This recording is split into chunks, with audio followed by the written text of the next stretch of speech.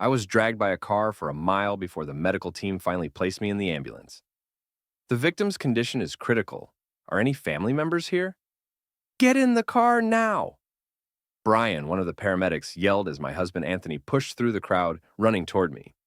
However, instead of stopping by my side, Anthony went straight to the police car, standing behind the driver as he spoke to the officer. I'm Anthony Phipps, the attending surgeon at Los Angeles Central Hospital. I can confirm that the victim only has minor injuries. I blinked, blood from my head clouding my vision, but the officer remained unmoved. This is a traffic accident. Both parties need to go to the station for detailed statements. Anthony glanced at me briefly before continuing. I'm her husband. I can sign the release forms for her. The police, following the law, took the driver away, and Anthony began to panic, rushing into the ambulance, shouting at the driver to follow the police car. The paramedics protested, Mr. Phipps, the victim's pupils are dilating. She needs immediate emergency care. Only then did Anthony turn to look at me, but his gaze was cold as he urged the driver to keep following the police. She's faking it. Being dragged for a mile shouldn't cause life-threatening injuries. I'm a surgeon. I've treated plenty of car accident victims. Trust my expertise. Brian, the paramedic, attempted to argue further, but Anthony interrupted. If her life's in danger, I'll take responsibility. I reached out, trying to grab Anthony's sleeve. I wanted to tell him I wasn't pretending, that I really thought I was dying. When Eleanor hit me with her car, I would have died if I hadn't been lucky. My leg was broken, my body was scraped raw from the rough road, and the stretcher was soaked with my blood. How could he not see the blood? I finally managed to grab his sleeve, but he shook my hand off. When the ambulance arrived at the station, Anthony immediately jumped out, wrapping his arm around Eleanor's shoulders, guiding her inside. Don't worry, babe, I'm here. You'll be fine, he reassured her, his tenderness stabbing at me. Beside me, Brian shouted, The victim has no pulse! Get the defibrillator! I was rushed to the hospital, and the emergency doctor panicked. Where's Anthony Phipps? He's the best surgeon for this, and the chances of saving her are higher with him. But Brian replied frantically, He's not answering. He turned off his phone. Pain shot through my chest as I closed my eyes, shocked by Anthony's coldness. He was willing to risk punishment from the hospital and refused to operate on me for Eleanor's sake. He hadn't been like this before. When we first got married, if I even cut my finger, Anthony would be beside himself with worry. But now, after losing so much blood, Eleanor's tears were still his priority. The hospital bed rolled beneath me, the overhead lights flickering. Then Dr. Howard, who was monitoring my vitals, yelled, Patient in cardiac arrest! Clear! Prepare the breathing tube! He rushed me to the operating room. My injuries were so severe that even after 8 hours, I was still bleeding. The nurses wiped sweat from Dr. Benjamin, the lead surgeon, as bag after bag of plasma was used. I felt deep sorrow. Even strangers seeing me like this would try everything to save me, but Anthony, my husband, wouldn't even look at me. After 20 hours of surgery, I survived, and they transferred me to the ICU for 2 days before moving me to a regular ward. When I turned on my phone after 3 days, a flood of messages from friends and family poured in, none from Anthony. Then, I saw Eleanor's tweet, posted the night she hit me with her car. In the picture, she was wrapped in Anthony's jacket, resting her head on his shoulder, looking fragile. The caption read, At my most vulnerable, I'm so grateful you were there. The comments were full of blessings for them both.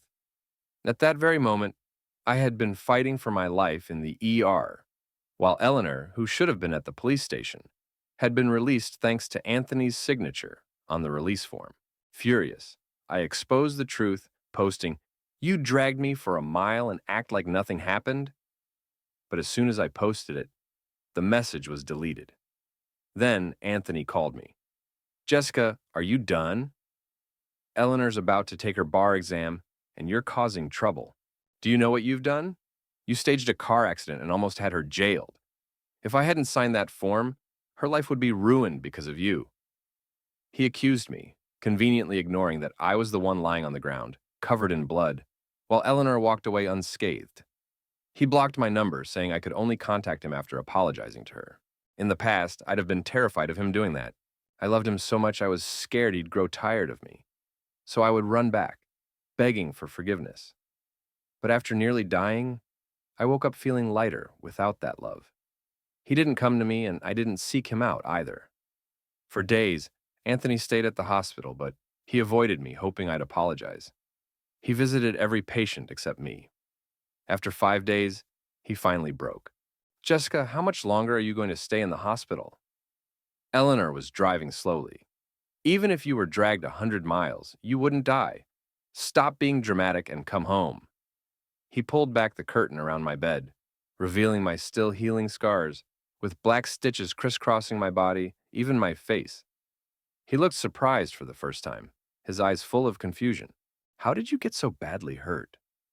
After 10 days in the hospital, if he cared even a little, he would have known what had happened. I closed my eyes, refusing to answer. He didn't get a response, but instead of getting angry, he inspected my wounds, his fingers pressing near the stitches. The wound looks inflamed. Wait here. I'll get some anti-inflammatory meds. I nodded, agreeing. But I waited 2 hours, and Anthony didn't return. By then, the patient next to me had eaten and napped, but Anthony still hadn't come back. I felt so pathetic for believing him. Finally, I asked a nurse for medication to prevent infection. After receiving 2 bags of IV fluids, I walked past a closed door and heard Anthony's voice, followed by Eleanor's. Your wife is still in bed, but I love you as you are. The unmistakable sounds of them having sex followed. Once I had found that sexy, but now it disgusted me. While Jessica is in the hospital, we'll take some time off for a honeymoon. Back in my room, my university counselor, Anna, messaged me. Jessica, this is your only chance to join the secret research center. Are you sure you don't want to reconsider? A month ago, Anna had recommended me to an institute that worked on cutting-edge technology. At the time, Anthony had sweetly convinced me to turn it down, saying he loved me and didn't want to be a part. Now, that moment seemed laughable.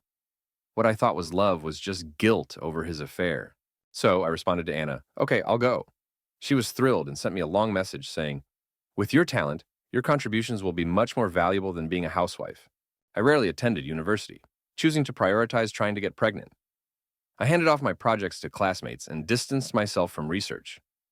Anna, my advisor, had often sighed in disappointment, believing I was wasting my potential, but Anthony never knew what I sacrificed to be his wife. I gave up my dreams, my future, to become the woman he wanted, the perfect wife. Now, he had betrayed me, sneaking around with his patient behind my back. Anna, I need your help to recover a surveillance video, I said. The night Eleanor hit me with her car, she was able to leave the police station, not only because of the release form Anthony signed, but also because the footage of the accident had mysteriously disappeared. With no evidence, she walked away, but I couldn't let it go. She had nearly killed me, and I wouldn't let her escape without consequences. Anna's response came quickly, and I set my phone down. 10 minutes later, Anthony entered the room with the anti-inflammatory medication. This time, he tried to explain, the hospital is overwhelmed. I just finished 2 surgeries back to back. Take care of your work. I've already taken the medicine, I replied, tired of his excuses. But he didn't leave. Instead, he sat at the edge of my bed, unusually calm, gently massaging my leg to prevent clots. His voice softened. Jessica, once you're better, let's take that trip to the Maldives you've always wanted. We can go together when you're feeling well. If this had been before, I would have been thrilled. It was the trip I'd dreamed of for years, the one we'd talked about when we first got married, but he was always too busy with the hospital to make it happen. Hearing him say it now stirred no emotion in me.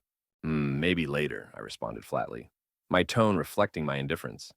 His neck still bore the marks of Eleanor's kisses, and I couldn't even look at him anymore. I closed my eyes, pretending to sleep.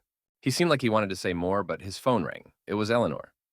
Anthony, my heart's hurting again. Can you come over? She whined. A year ago, Anthony had taken on a heart patient with severe problems, and that's when his late-night shifts at the hospital began. At first, he would come home and complain, snuggling up to me and saying, how can someone with heart disease be awake until 5 a.m., doing intense workouts? Isn't that a death wish? It's been forever since I've even held you. I would laugh and comfort him, telling him maybe she was just afraid her time was running out. But soon, Anthony began leaving for the hospital without a word, and tonight was no different. He hung up the phone, straightened my blanket, and said, Jessica, I'm going to check on the heart patient. Call me if you need anything, before leaving without even glancing back. That night, I received 2 messages. The first was from Eleanor. A selfie of her with Anthony, his back covered in fresh scratches. Jessica, do you think you can compete with me? Even justice is on my side. Didn't you say I'd go to jail for hitting you? How pathetic. Why don't you have the police arrest me? If I killed you, Anthony would still write a letter to get me out. The second message was from Anna. She was angrier than I was. Jessica, you need to file a lawsuit. I've recovered the deleted surveillance footage, and we can clearly see Eleanor's face. This time, she won't get away with it.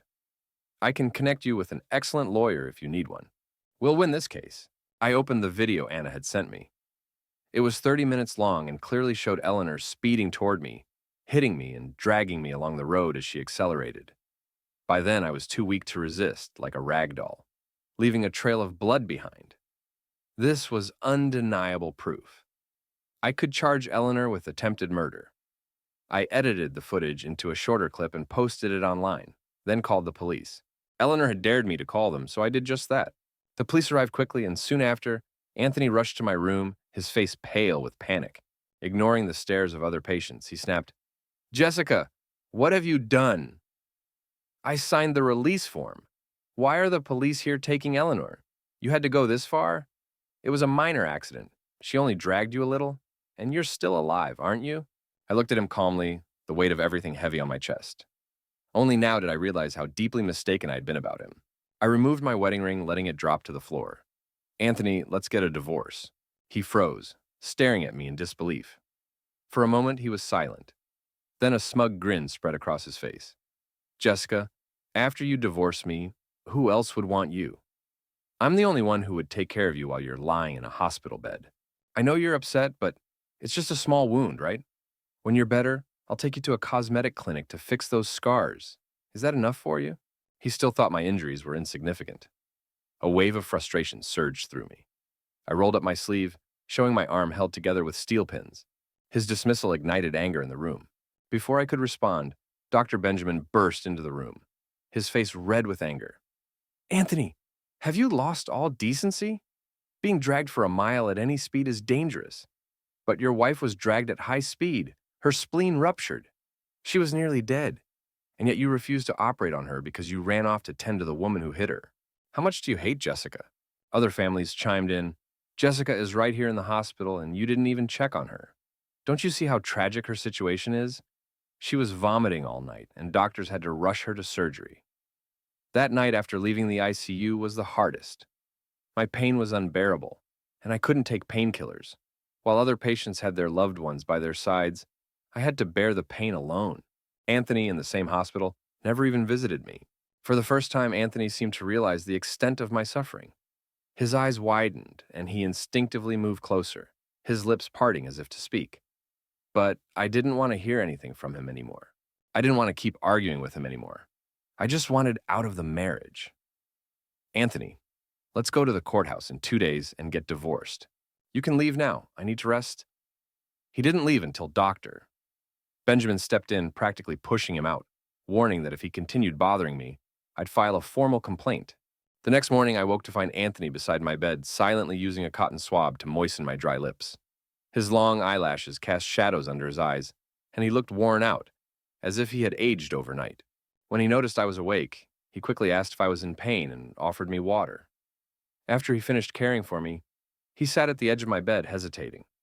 I thought for a moment he was about to apologize, perhaps to admit that he shouldn't have blindly trusted Eleanor, that he should have been with me during my surgery, or maybe that he regretted his affair and how he betrayed me in our marriage. But instead of any of that, his face twisted as he started pleading for Eleanor. Jessica, please forgive Eleanor. She's still young. That night she was just joking with you. She didn't realize you were dragged under the car. She wasn't trying to harm you.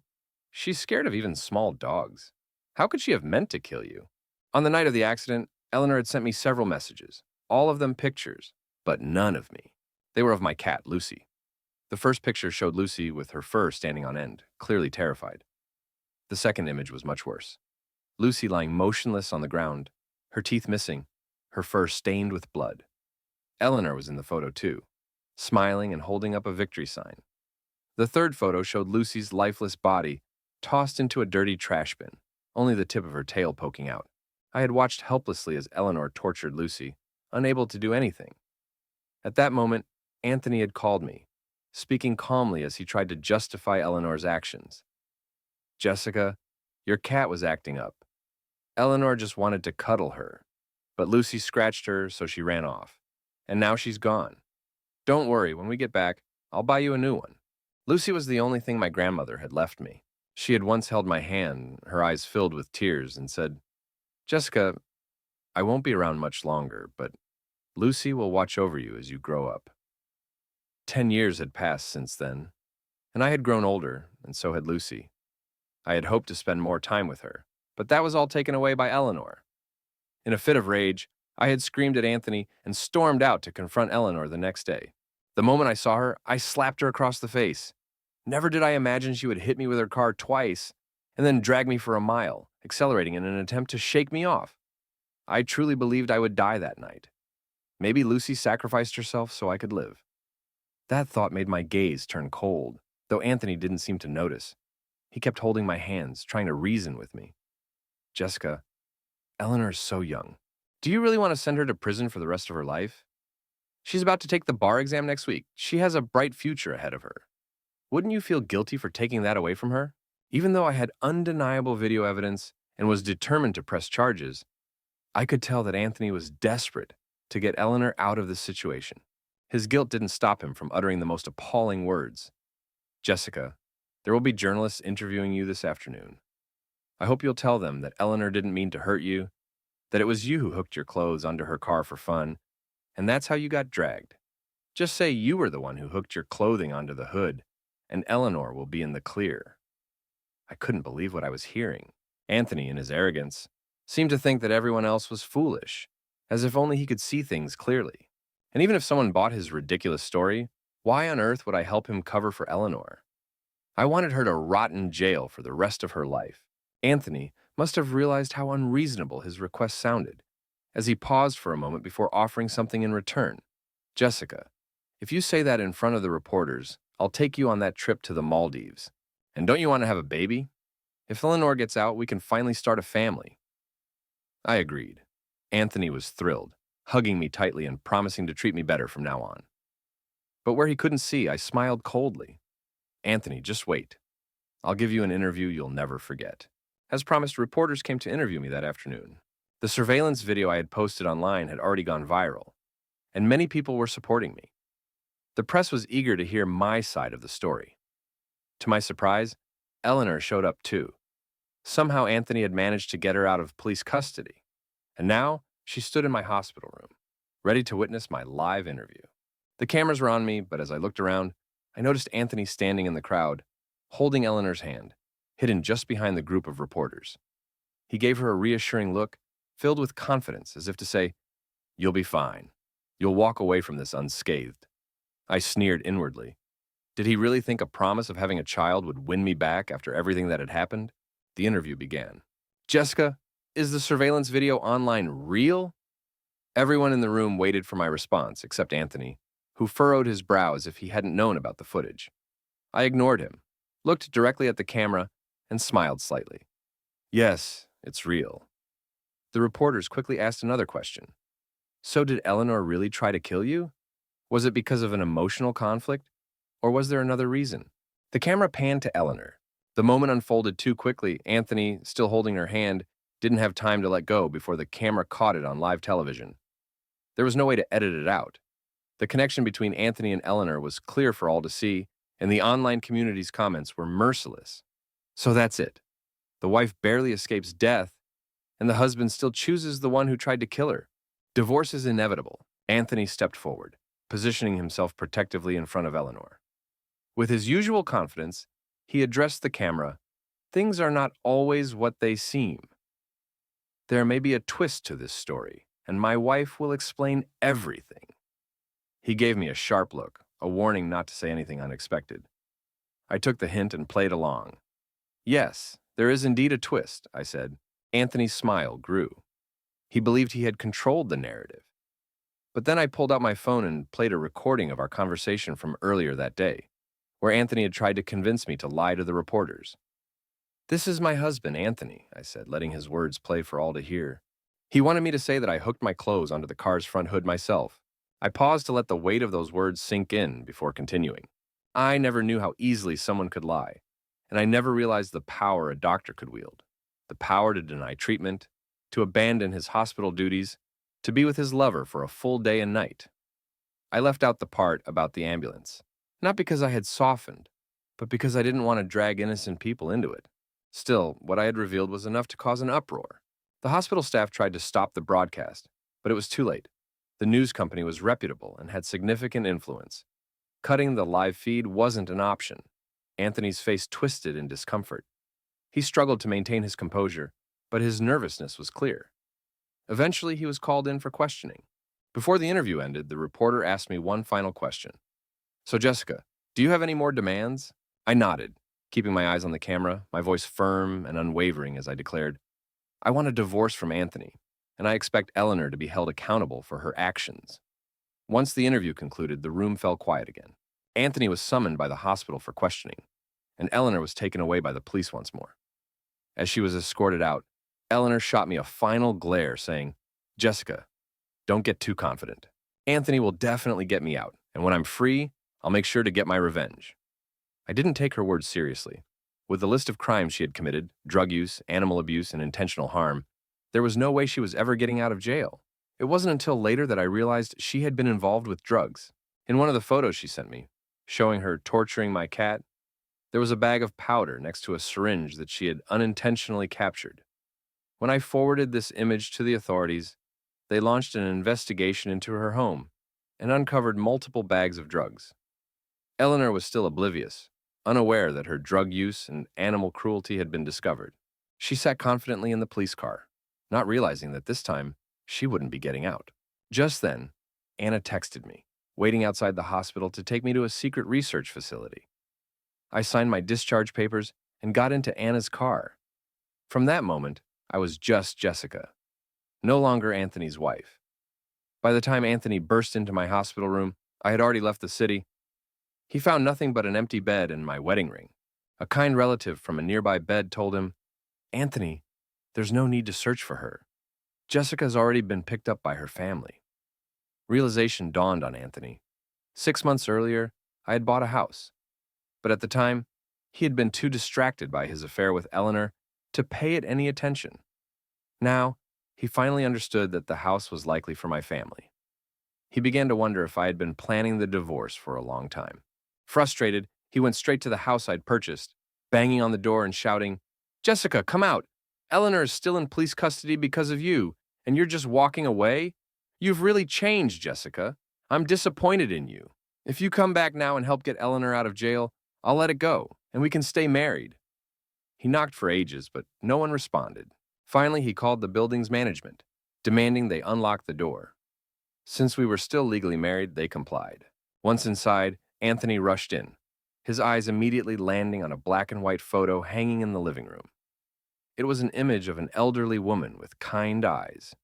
He recognized her as Jessica's grandmother, the same woman who had entrusted Jessica to care for me. Jessica had shown him the picture on their wedding day, thanking him tearfully for giving her a home. At the time, Anthony had assumed that her family had abandoned her. But now, standing there, the realization hit him. Jessica had no one, no friends, no family. She had cut ties with everyone after marrying him, dedicating her life solely to him. So where could she have gone? Who had taken her from the hospital? He quickly dialed Jessica's number, but the message said, This number is no longer in service. For a brief moment, Anthony was at a complete loss, unsure of where to begin searching for any trace of Jessica. Just then, a video notification popped up on his phone, a piece of local news footage. Compelled by some strange feeling, he tapped it, and instantly Jessica's terrified face appeared on the screen, with a red SUV tailing her closely behind. The timestamp revealed it was from the night she had been dragged by the car. Anthony stared at the car, frozen. It was the same red SUV he had bought just a month ago and given to Eleanor. The license plate he had chosen with Eleanor now flashed on screen, stained with Jessica's blood. Anthony's heart raced as he clenched his fists. As the video continued, a chill ran through him. The camera zoomed in, showing Eleanor's face, once sweet and innocent, now twisted with cruelty. She had hit Jessica twice with the vehicle, and in the footage, Jessica struggled to free herself as her clothes became caught on the car's hood. Anthony saw now that the speed of the car was far greater than Eleanor had claimed. It blurred as it sped away, and only now did Anthony grasp the life-threatening situation Jessica had faced that night. He stood frozen, his mind reeling. Jessica had never mentioned the ambulance incident. Had she still loved him? His thoughts drifted back to something she had once said to him. Anthony, I'm the kind of person who's sentimental. As long as you don't make a big mistake, I'll love you forever. At the time, her eyes had sparkled, as if he were her whole world. But now Anthony realized, with a sinking feeling, that it had been a long time since Jessica had looked at him like that. Overcome with emotion, he buried his face in his hands, fighting back sobs. He regretted everything. From that day forward, Anthony used every resource and connection at his disposal to find Jessica, but she had vanished without a trace. He thought of Lucy, the cat Jessica had adored, the one who had scratched Eleanor and run away. On their wedding day, Jessica had brought Lucy dressed up as the flower girl to carry their wedding rings. Afterward, she had cooked for Lucy, snuggled with her, and treated her as family. If Anthony could just find Lucy, perhaps Jessica would show up again. Desperate, he went to the last place Lucy had been seen. He searched day and night, but Lucy was nowhere to be found. Exhausted, Anthony returned home, only to find that the house had been completely emptied. Everything of Jessica's was gone. The wedding photos, the couch they had bought together, the notes they had exchanged. Suddenly he remembered something. There was one thing Jessica would never have discarded, the letter she had written to him when she was a sophomore in college. He raced to the study, frantically searching the bookshelves until, at last, he found the book. But when he opened it, the letter was missing. Anthony sank to the floor, defeated. Jessica had made up her mind to leave him for good. As the book slipped from his hands and hit the ground, a phone fell out. It was Jessica's phone. He recognized it immediately. Trembling, he picked it up and tried unlocking it with the date they had made their relationship official. The phone unlocked. Tears welled up as he realized that had been the password. He had changed it to Eleanor's birthday later, but the original one remained. Scrolling through Jessica's messages, he found an account he recognized, Eleanor's. For a year, Eleanor had been tormenting his wife. From the day Anthony had cheated, Eleanor had sent Jessica photos to taunt her. One message read, "Was Anthony as good with you in bed as he is with me?" Another, on Jessica's 30th birthday, said, "Do you think Anthony will choose me or you?" Anthony recalled that day.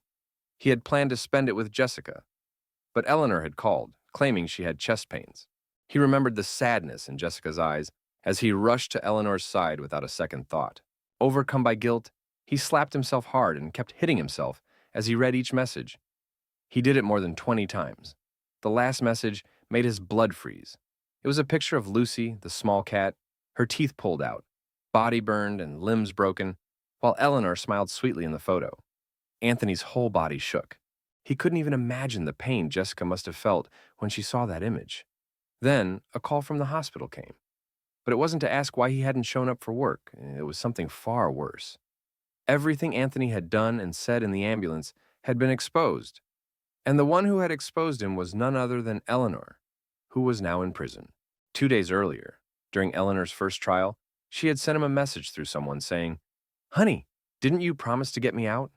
I'm still counting on you." Anthony had simply crumpled up the note and thrown it away. He thought that if Eleanor was put behind bars, maybe Jessica would calm down and come back to him. So, he clung to that hope, waiting for Eleanor to be convicted. During that time, Eleanor sent him several letters, which he barely glanced at before tossing them out, except for the last one. That letter was what finally made him realize how serious the situation was. Eleanor threatened, "If you don't get me out, I'll make sure everyone knows what happened in the ambulance. If I suffer, you won't get away with it." The incident in the ambulance, when Eleanor had manipulated him into saying things in his confused, lust-driven state, was about to become public. Now, Anthony regretted it deeply, but it was too late. All he could do was sit in front of the hospital director and answer questions. His reckless disregard for the patient's condition and his misuse of the ambulance to visit the police station had caught up with him. Anthony was fired. But it didn't end there. Somehow, the video from the ambulance had leaked online. In the footage, his panic as Eleanor was arrested, and his visible indifference toward Jessica were all captured by surveillance cameras. Anthony stared blankly at the video on his phone. He thought, was I really that heartless back then? He hadn't even noticed Jessica's injuries. The online comments were ruthless, tearing him apart. This is practically murder. Why go to the police station instead of taking her to the hospital? Is he blind? Anyone can see his wife was dying, and he thought she was faking it.